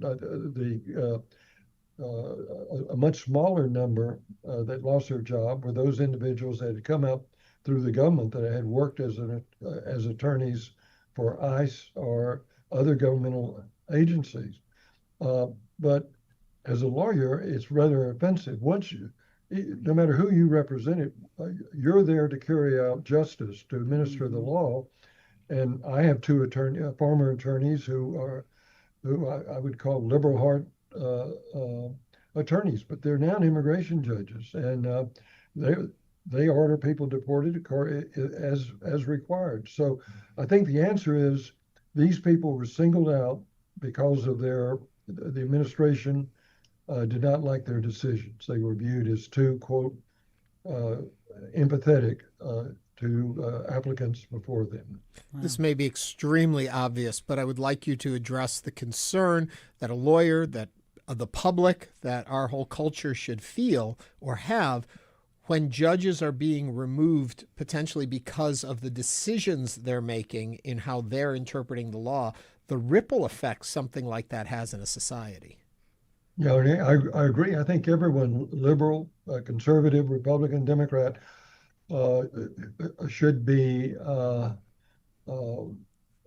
concerned about that. You want judges calling strikes strikes and balls as they see them, not because of some preordained order saying that you're going to carry this out irrespective of the facts that are encountered.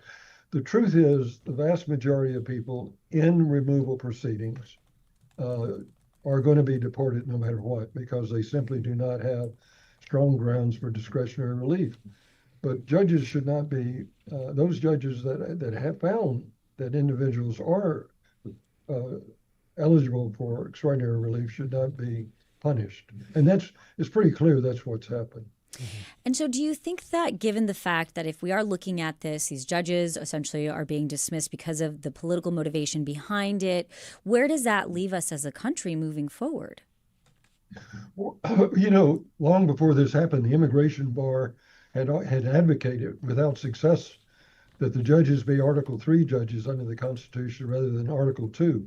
Judges right now serve at the will of the administration. So technically, any administration can fire judges, but this is unprecedented in this to the degree judges may have been terminated previously because of they weren't paying attention to their workload or because of some personal conduct. But I think this is the first time that you can draw the conclusions that judges are being fired, most likely because they made honest but tough decisions in granting relief. And even the most liberal judges or the most compassionate judges would have been doing so in only a minority of the cases, because the vast majority of those individuals will not have good discretionary relief.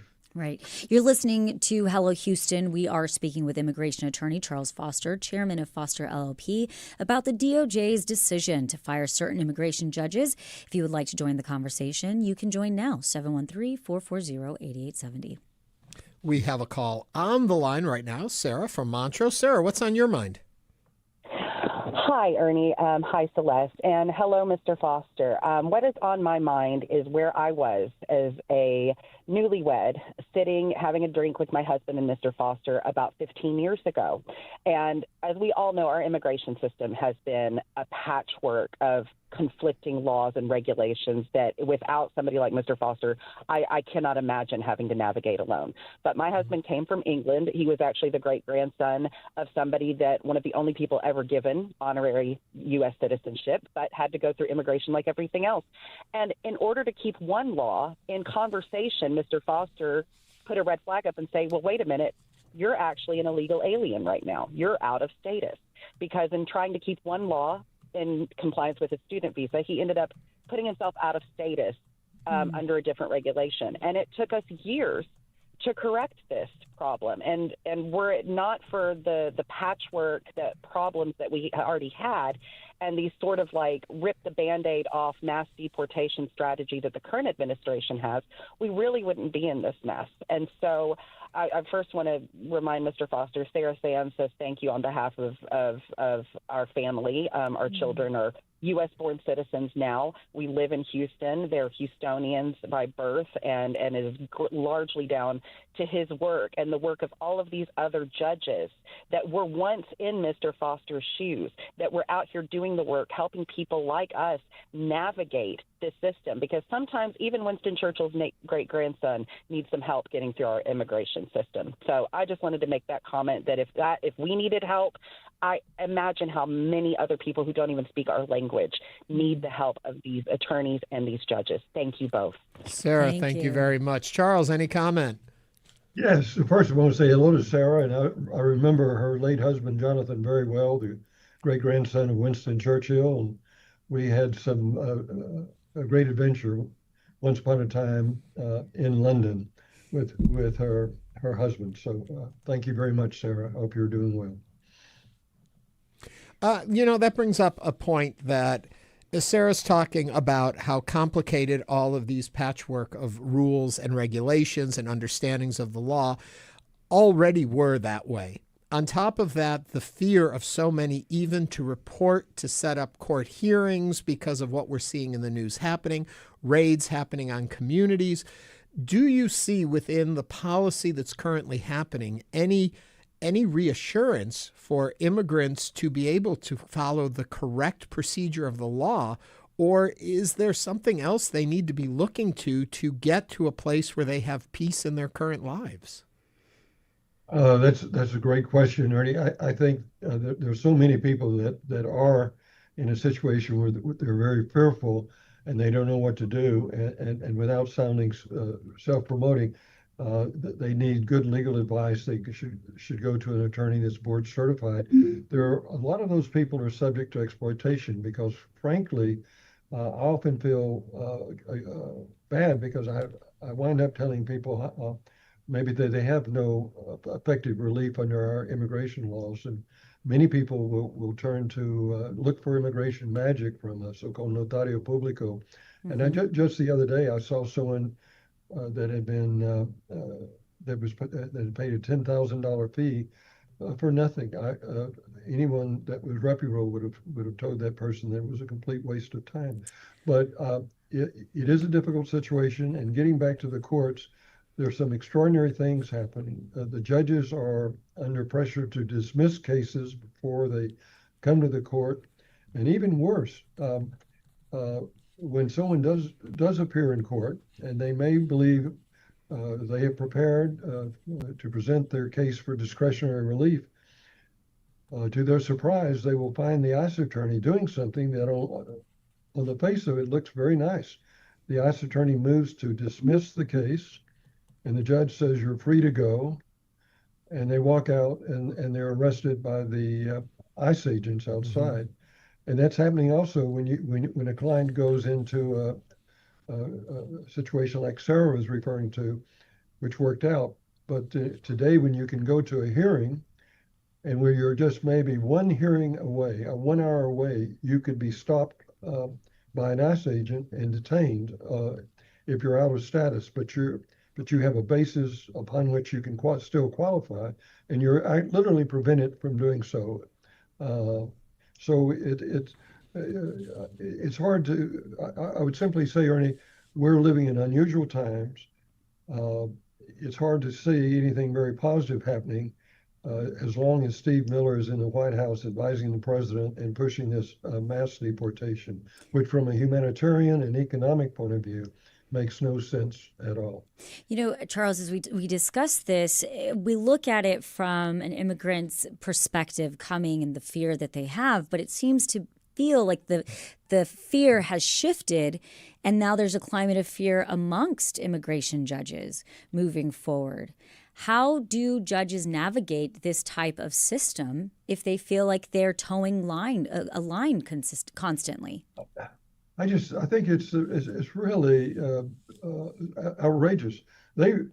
Any judge, before he, in those few cases where the individual before the judge is eligible for relief, he's got to think, well, if I approve this application for asylum or this application for cancellation or removal after 10 years, will I lose my job because of that? Even though the judge is making the right decision. So it's really a terrible situation. I think we've had about 700 judges. They've dismissed.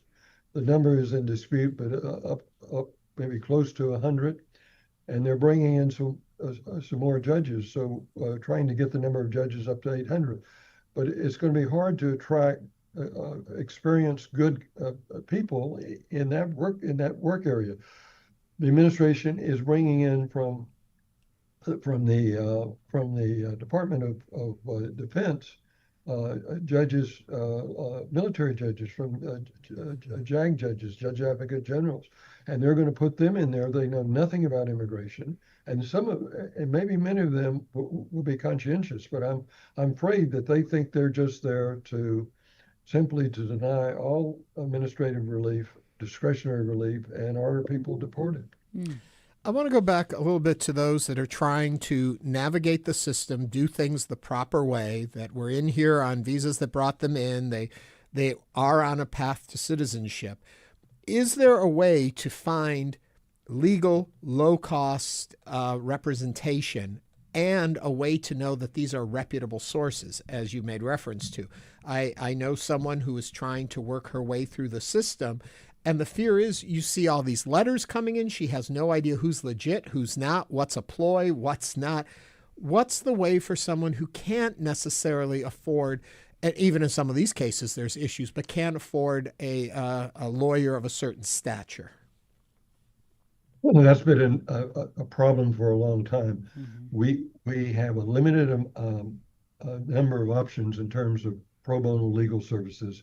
The law schools all have immigration law clinics, and they'll take some cases. Organizations like Catholic Charities, Interfaith Ministries, and others provide pro bono legal services. But to tell you the truth, they're overwhelmed, so that they have to vet these cases to make sure that the cases they're accepting are those that really have something that have some prospects of being successful. So to make it more difficult, organizations that have provided relief, in some cases by our Attorney General and others, have been challenged, being sued, saying that they're aiding and abetting, which is really completely preposterous. So there is no good answer to those individuals. They should. They should not go to a notary public, so-called notario publico.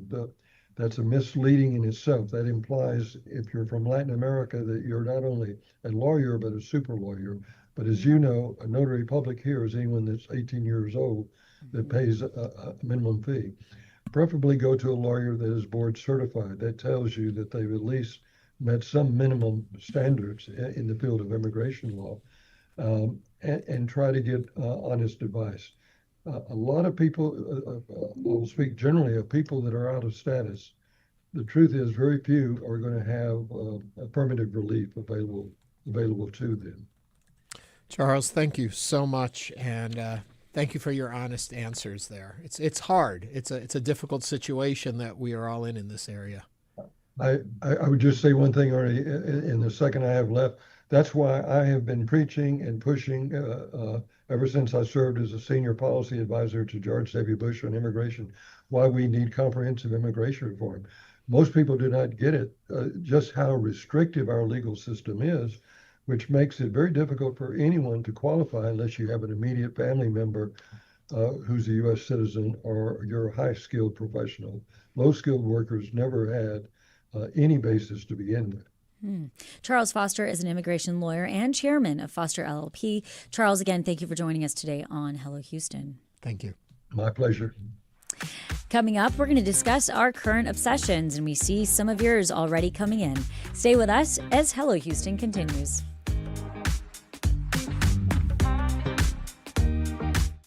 It's not just your car.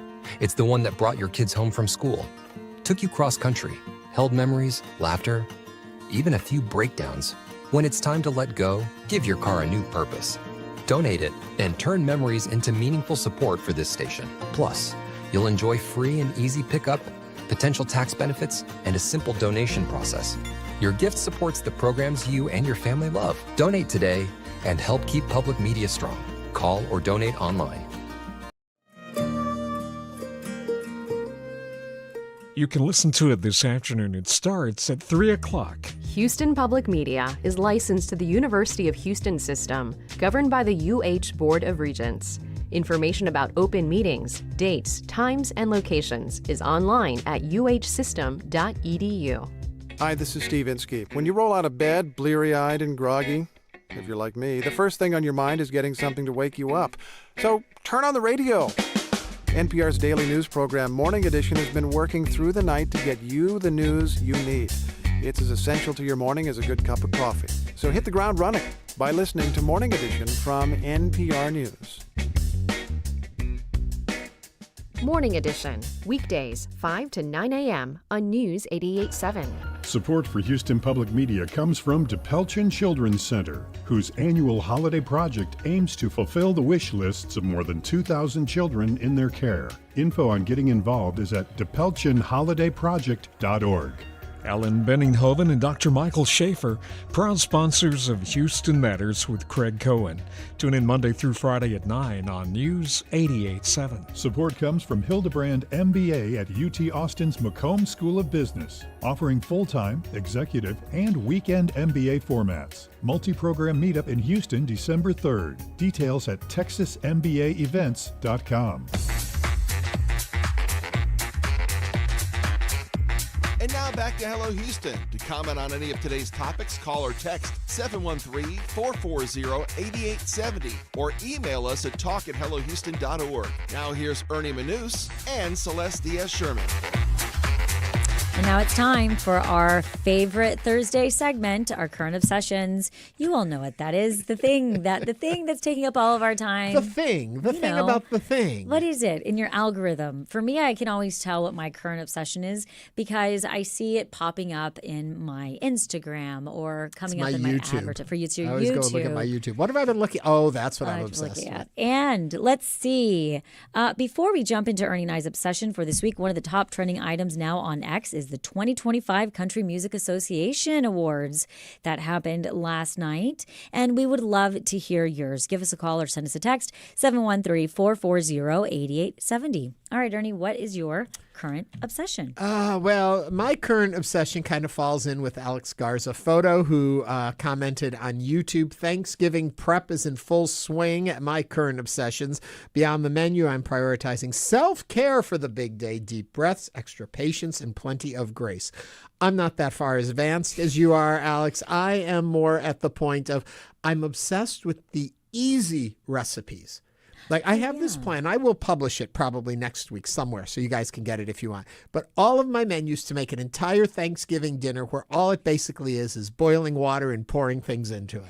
Okay, so like boxed everything. Mashed potatoes, boxed stuffing, that sounds canned disgusting. yams. Everything is just prefab. And you can put together a whole Thanksgiving dinner for $20 in about an hour. I am going to one-up you. You could probably find like a Stouffer's, like just put it in the microwave and get a little but I want the joy of doing it myself. Oh, right. That the sounds home cooking part of terrible. I would say right now, my current obsession, if I'm being totally honest, it has been looking at makeup because I was looking at makeup looks, and the trend right now for women is you do makeup so it doesn't look like you're wearing makeup. Like the very dewy, natural. And anybody that goes on TV or anything that looks like they're not wearing makeup, I hate to break it to you, they're wearing makeup and lots of it. Okay, two makeup stories there. One, Joan Van Ark.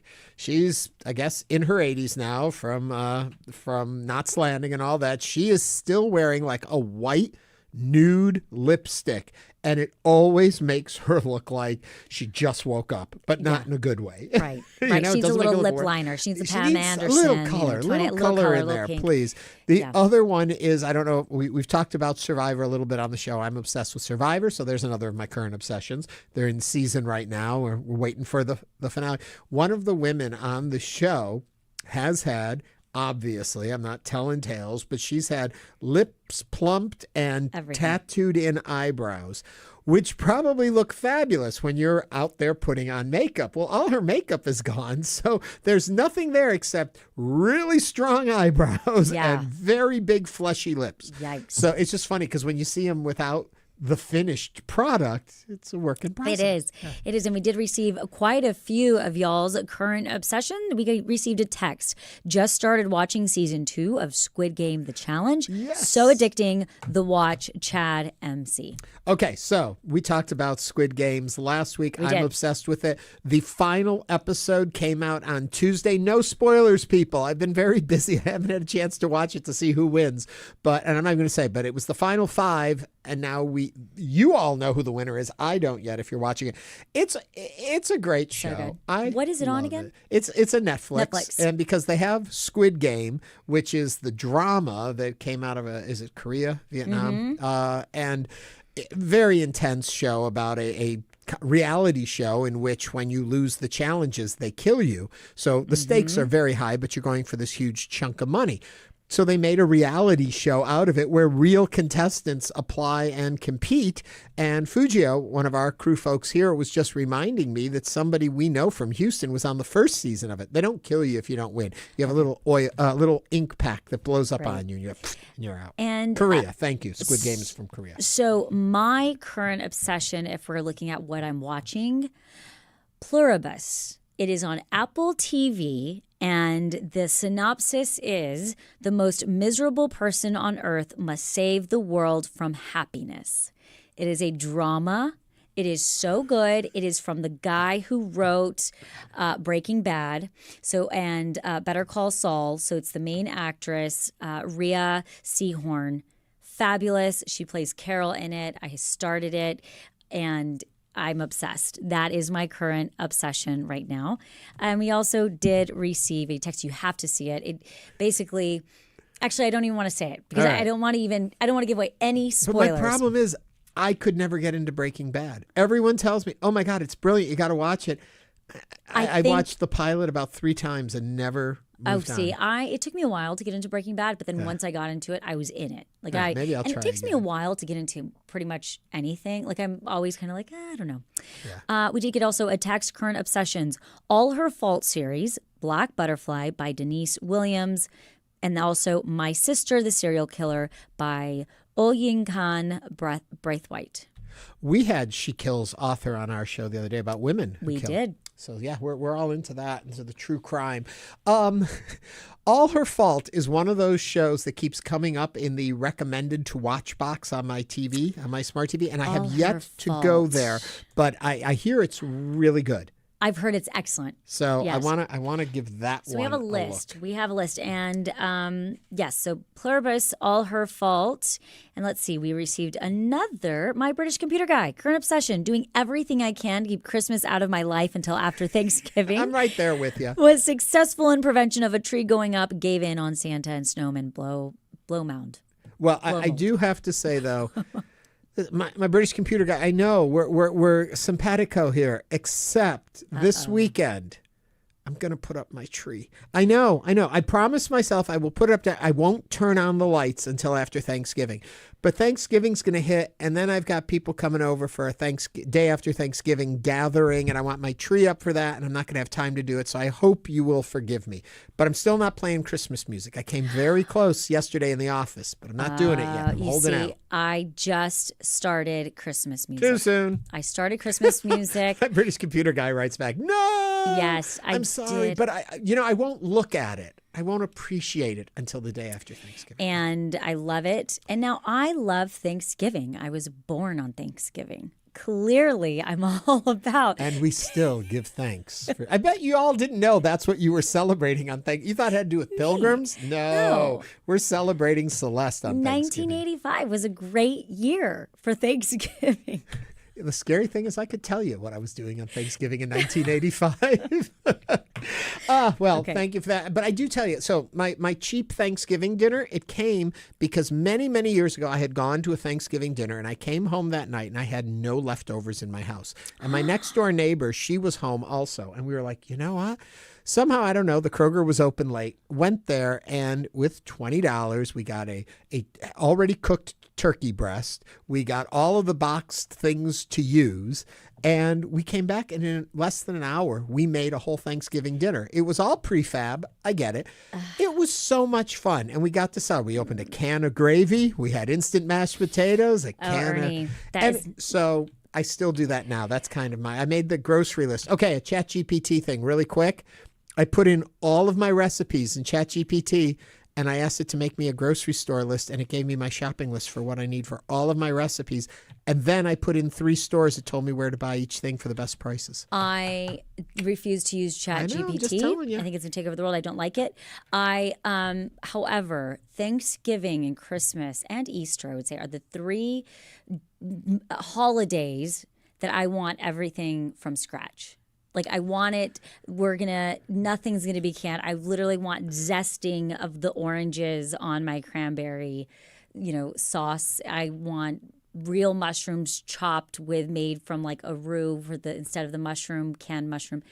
Sorry, Ernie. Well, maybe you're not going to like Jen's text then, because her obsession is Captain Smitty's pecan pies. So those aren't being made by you, but they are the best. I've never had one.